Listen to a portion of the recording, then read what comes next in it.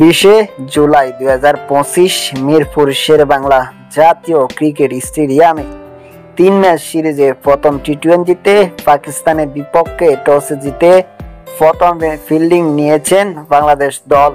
শ্রীলঙ্কার বিপক্ষে সর্বশেষ 3 ম্যাচ সিরিজে তৃতীয় ও শেষ ম্যাচের একাদশ থেকে একটি পরিবর্তন এসেছে বাংলাদেশের। শরীফুল ইসলামের জায়গায় একাদশে সুযোগ পেয়েছেন তাসকিন আহমেদ। লঙ্কানদের বিপক্ষে টি-20তে সিরিজে 2-1 ব্যবধানে জিতেছে টাইগাররা।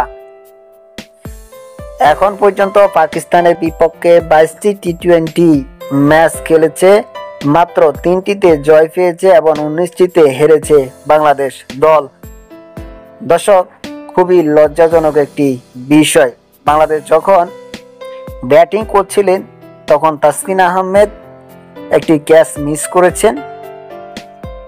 যে ক্যাচটি মিস করেছেন পরবর্তীতে তিনি বোলিং সেকশনে এসে উইকেট নিয়েছেন। তাতে তার পরিবর্তন বা বদল যেটাই বলেন তা নিয়েছে। তিনি একটি উইকেট সংরক্ষণ করেছেন। বাংলাদেশের যে একাদশ রয়েছে, লিটন কুমার দাস অধিনায়ক, মেহেদী হাসান মিরাজ নেই,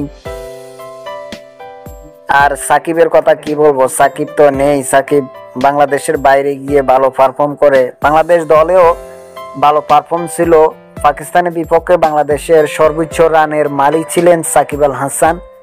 আর বাংলাদেশের ক্রিকেটার হিসাবে পাকিস্তানের বিপক্ষে সবচেয়ে বেশি ম্যাচ খেলেছেন মাহমুদুল্লাহ রিয়াদ। যদি আপনাদেরকে পিছনের ইতিহাস একটু বলতে যাই তাহলে লম্বা সময় লাগবে। আজকে দর্শক এ পর্যন্তই।